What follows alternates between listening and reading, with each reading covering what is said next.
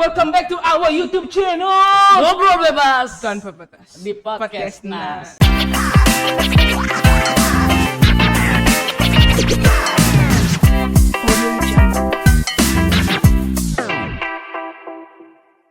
Mami. Oke, ya dia. Hai. Gimana? Kita udah lama nggak ketemu ya. Oh, ini ceritanya kita di scene yang berbeda ya. Oke. Long time no see dia ya. Ampun, Mami sibuk banget. Liburan gitu, sibuk banget. Dia sibuk kerja ya? Iya, tinggal Mami loh, nggak boleh chat Mami kerja. Iya, terus sekarang udah lama nggak ketemu, dia mau ngapain? Dia mau nanya nih. Apa? Boleh nggak tanya? Boleh. Tanya. Nggak lagi mau makan kan? Astungkara jika Tuhan merestui. Astungkara, oke baik. Mi, dia lihat-lihat nih Mi. Mendilihat tuh nih. Kan dia yang lihat Mami. Oke, gimana? Dia lihat-lihat nih ya. Kan dia udah lama sama Mami. Selama apa? Belum ada setahun sih. Cuman karena dia ngerasa nyaman, jadinya lama. Oh, berasa lama ya. Biasanya orang yang bosen sih yang bilang kayak gitu. Dia bosen sama Mami. Oke, back. Gimana? Jadi kayak dia ngamatin Mami banget. Apalagi dia kan cukup dekat sama nenek Mami kan. Yes. Kayak bercanda dan aduh kok gitu ya? Mami mau jepolin tuh kayak agak tega gitu. Dia ngerasa deket anaknya Mami enggak. Jangan kita tanya Gege. Gege sini Gege. Enggak, jangan dipanggil lagi. Oke. Gimana? Cut tuh yang tadi. Kok sakit ya hatinya dia? Kenapa? Enggak. Makanya tadi Mami maunya tak kebo. Ya cukup dekat lah sama Iya, nenek Mami oke. dan dia ngelihat parentingnya Mami ke Gege. Mami kayak gini Mi. Kenapa sih Mami tuh selalu kayak bukan selalu sih, seperti tidak selalu mengiyakan apa yang Gege minta dan terlihat keras sama nenek Mami. Yang pertama, Mami itu produk hasil didikan VOC. Jadi orang tuanya Mami ngedidik Mami itu semi militer.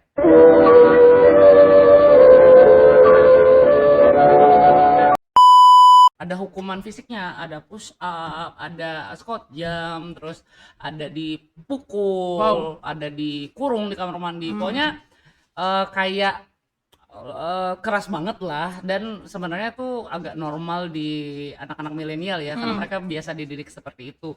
Tapi Mami merasa waktu itu ada luka-luka, beberapa luka lah yang bahkan sampai dewasa itu nggak sembuh. Kayak ada beberapa rasa sakit hati karena Mami ngerasa aku nggak salah. Ada sih yang Mami sadar Mami salah. Ada yang ini tuh bukan salah aku loh, dan itu kebawa sampai dewasa.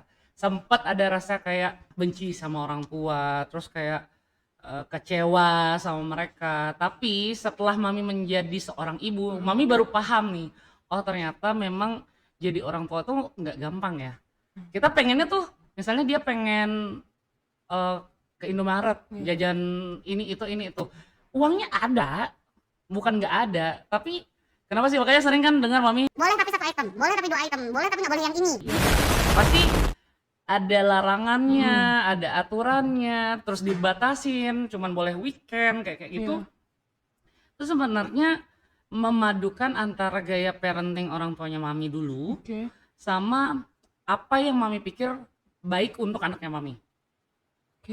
Tuh, karena gini, kalau Mami terbiasa mengiyakan semua yang mereka mau, mereka tidak akan belajar rasanya ditolak, rasanya kecewa, rasanya ketika tidak mendapatkan apa yang mereka inginkan. Anak-anak kan belajar dari pola. Itulah kenapa dibilang pola asuh ya kan. Kalau diasuhnya dengan pola yang selalu diiyakan keinginannya, pada saat dia dewasa dan masuk ke dunia nyata nih, misalnya nih, pacaran, kita yuk, nggak mau nah kayak gitu loh. Jadi karena dia dari kecilnya tidak terbiasa menghadapi penolakan, tidak terbiasa menghormati keinginan orang lain, tidak terbiasa meregulasi rasa kecewanya. Padahal hal-hal yang seperti ini menurut Mami penting. Gitu. Kalau dia sendiri dulu waktu sama orang tua dididiknya kayak gimana? Sekarang masih sama orang tua kok Mi. Oh iya, bukan dulu ya. Maksudnya waktu dia kecil gitu. Dari kecil sampai sekarang Mi ya, karena Iya. orang tuanya dia tuh cukup strict sih kita bilang. Dulu kalau waktu kecil apapun yang dia mau sama kayak Mami itu udah dibatasin, terus disuruh kayak Ranking lalu ada beliangan. gitu. Jadi kayak adalah pacuan dia buat pada saat itu dia sempet kayak berontak dan harus kali pong mang ranking lalu mau beliangan, mencoba belajar kayak menerima kayak penolakan yang bilang itu. Terus sama kelamaan ternyata itu berarti sampai dia dewasa kayak ternyata semua orang ternyata apa keinginan yang kita mau itu nggak harus selamanya bisa diturutin, dan dia akhirnya belajar karena dari kecil diajarin sama orang tua kayak nggak semua yang kamu mau tuh bisa didapetin. Nah itu jadi kalau mami nih sebagai seorang orang tua sebenarnya lebih berat loh ngedidik anak yang nggak boleh gitu. Karena apa? Anaknya mami itu keduanya dulu akhirnya sama Gigi, ini follower lamanya mami tuh kasih tahu ya, itu temper tantrum. Jadi Tantrum.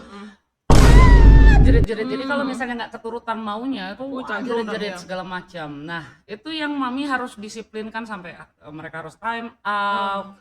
Terus mami kurung di kamar mandi, tapi di balik pintu kamar mandi itu mami sedih gitu loh. Kayak dengerin, maksudnya anak tuh nangisnya jerit-jerit gitu, sebenarnya nggak tega, tapi ini kayak apa ya ibaratnya Kayak kebaikan buat dia ya, nanti dia akan merasakan nanti benefitnya itu di masa yang akan datang, nggak sekarang. Kalau yang sekarang mungkin mereka masih nggak terima, sedih, kesel, sampai pernah nih anaknya mami tuh bilang Ibu jahat gitu. Tapi mami kan tipe yang suka berkomunikasi sama anak ya, jadi jahatnya tuh kenapa? Ya ibu suka ngelarang-larang Gigi harus tidur siang, ininya harus cuman weekend aja, temen-temennya Gigi gini-gini. Mulai dia kan membandingkan. Pasti ada. Kok temennya Gigi boleh kayak begini, kok Gigi enggak? Terus bener, kayak bener. media sosial, mami kan nggak ngasih dia punya TikTok gitu-gitu kan. Jadi aplikasi pun terbatas, bener-bener kalau mau download yang baru tuh harus pakai password dari mami, jadi bener-bener kayak dibatasin gitu.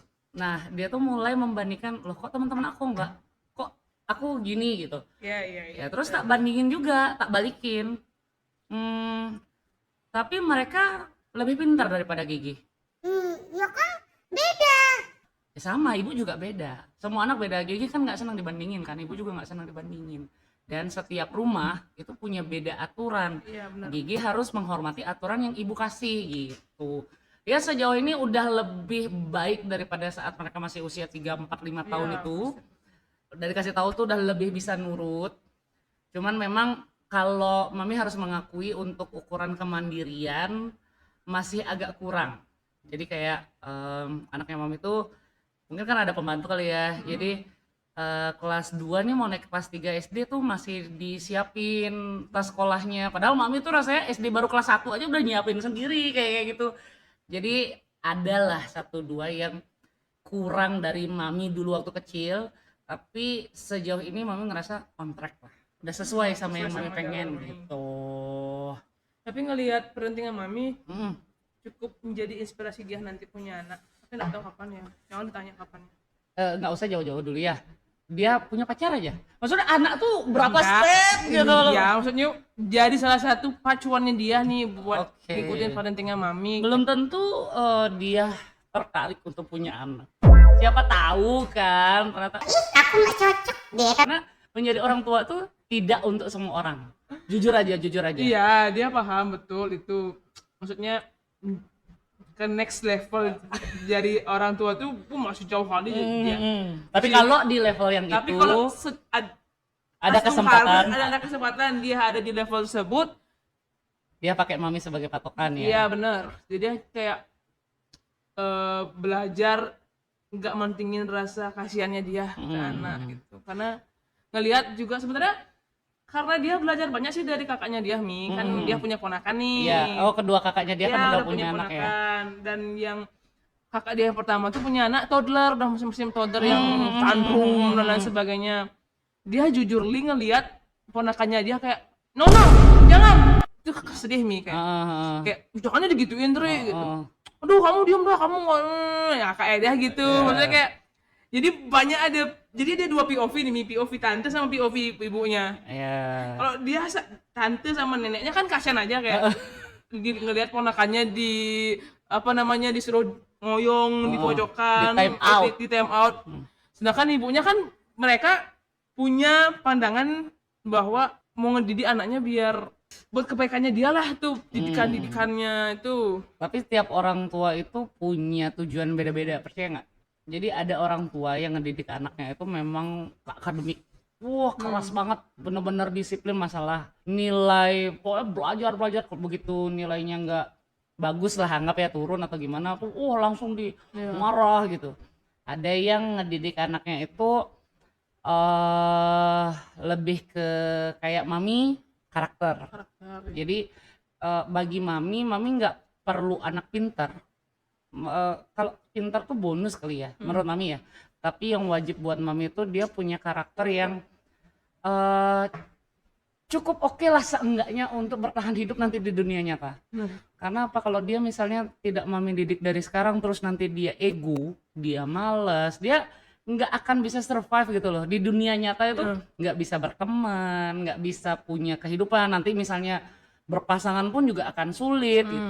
Nah jadi menurut mami yang penting buat mami ajarkan ke anak-anak itu lebih ke pendidikan karakter. Nah, salah satunya itu kenapa mami jarang mengiyakan keinginan mereka. Semua tuh ada syaratnya. Mau Robux ada syaratnya. Mau jajan Indomaret ada syaratnya, ada waktunya. Mau sesuatu harus nabung dan segala macam lah gitu.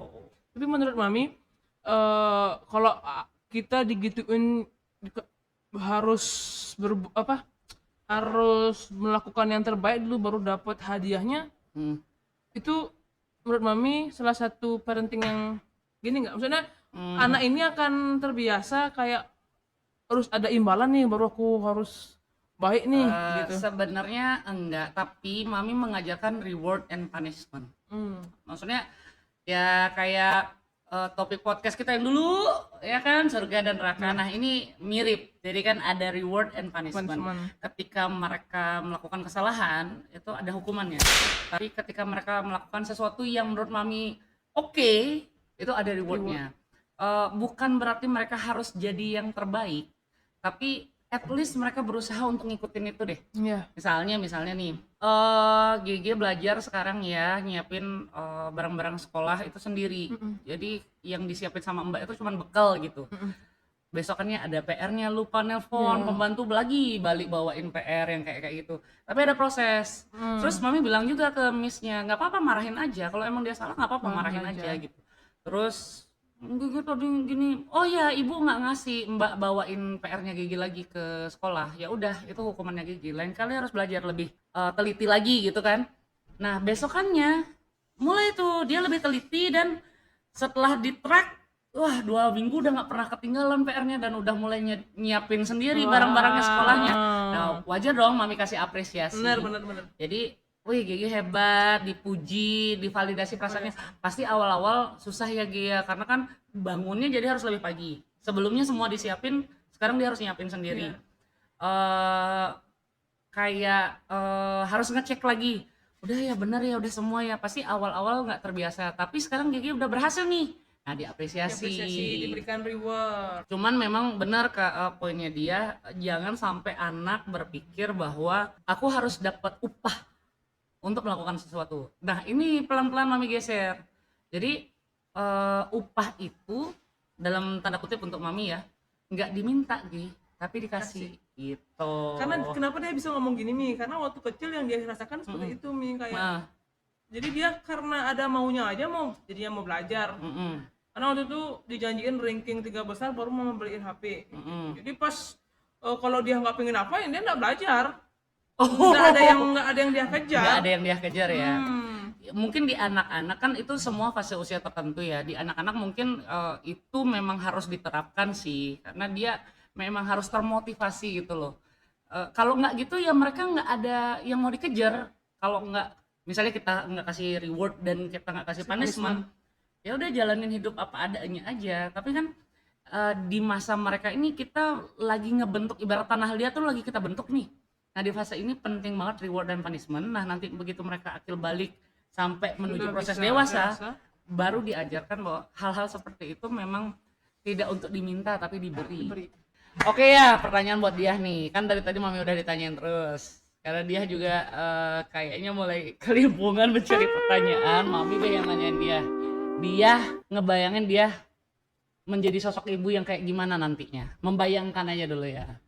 Kayak gimana? Hot mom yang febelan gitu ya. Yang enggak sih. pilates gitu ya. Nggak tahu ya, belum yang pasti dia akan nyoba parenting yang seperti mami, yang tidak selalu mengiyakan apapun yang anak-anak Yakin bisa tega. Nanti begitu Nah, gitu, yakin. itu mungkin karena dia masih ada di fase jadi seorang onti, ngeliat ponakannya dia yang diem, itu kayak aduh jangan digituin, memang sini gitu deh adiknya dia. Tapi sebagai tante.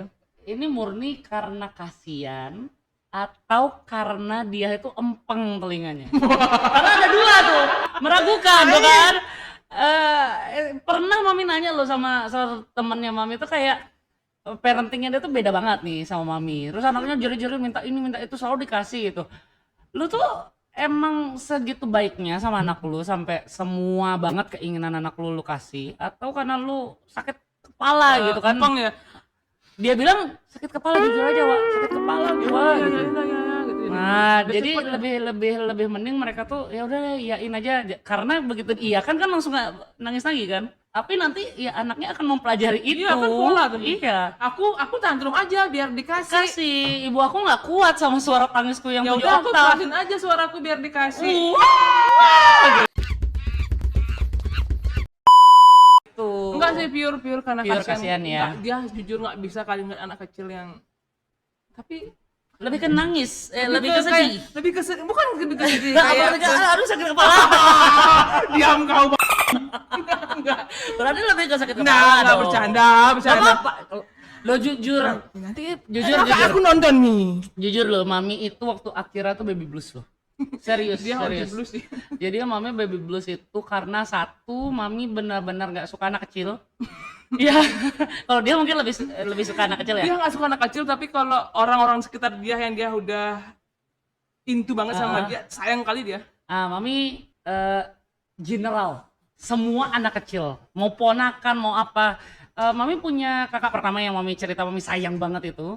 Sama ponakannya mami waktu mereka masih kecil tuh mami enggak loh, nggak mau pegang, nggak mau kayak desel-desel gitu, enggak. Jadi mami baru mau ngajak main mereka tuh kayak udah mereka SD gitu, jadi bisa ajak jalan. Yang gitu, udah nggak rese misalnya. Iya.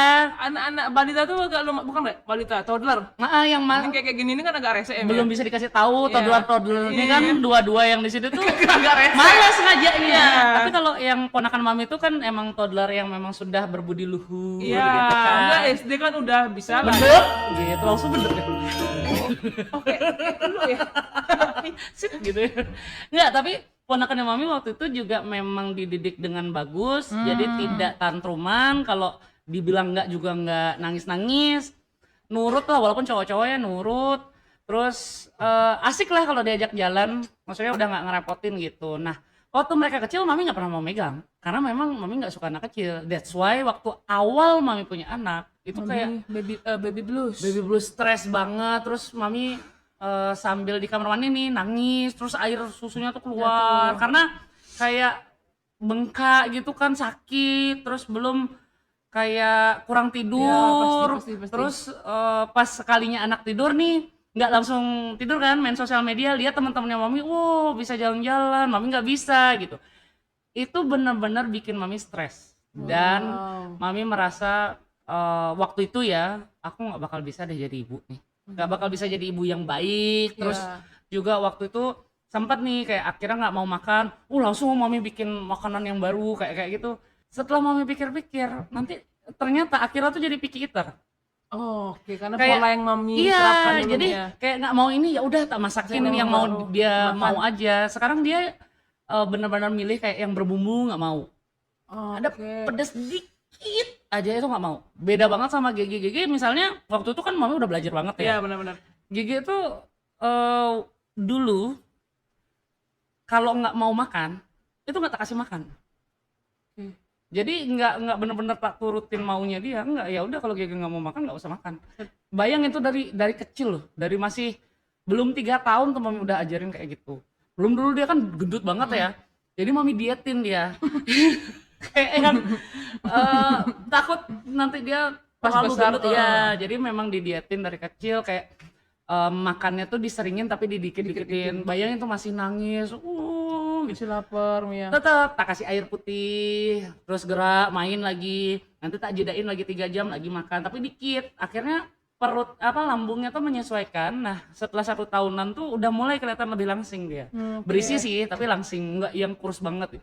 Itu Mami belajar banget dari pola parentingnya Mami sama Akira dan sama Gending. Mami ngerasa waktu Mami punya Gending tuh jauh lebih On track Mia. iya, jauh lebih karena udah lebih berpengalaman kali ya. Iya bener. Pas ngeliat waktu Akira, loh kok anak aku jadi pilih-pilih makanan, terus badannya memang selain memang genetik mungkin ya, tapi dia memang kurus gitu kan. Wih, kayaknya aku salah deh dulu, harusnya aku jangan terlalu mengiyakan, jangan pokoknya ngikutin banget maunya dia gitu.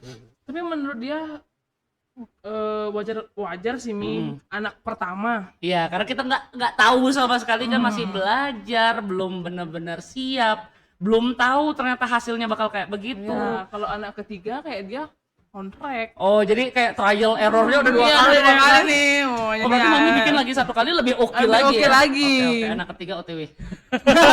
OTW guys, ditunggu. OTW dibikin. Soon. Oke Mi, segitu Closing aja. statement. Mau closing statement. Oke, closing statement dari dia nih yang belum punya anak dan mencoba mengikuti parentingan Mami. Nanti astung kare. Kapanpun dia siap. Jadi pola asuh itu sangat penting guys. Itu yang akan ngebentuk karakter anak kalian. Sebelum anak itu masuk SD, dia pelajaran pertama itu datangnya dari rumah. Jadi kalau dari rumah nggak diajarin dengan benar, jangan expect anak lu tuh di sekolahan bakal benar. Di rumah aja udah bikin masalah mulu. Bener Mi, karena umur segitu umur rawan Mi ya. Iya. Dia ngomong kasar nih Mi. Cing gitu. Ikut Ikut ya. ya. Nah, kayak gitu. Gitu kan. Kayak dari rumah dia banting-banting barang gitu kan, ya gimana dia nggak banting orang. Oke Mi, segitu aja podcast hari ini, seru banget. See you on the next video. Bye bye.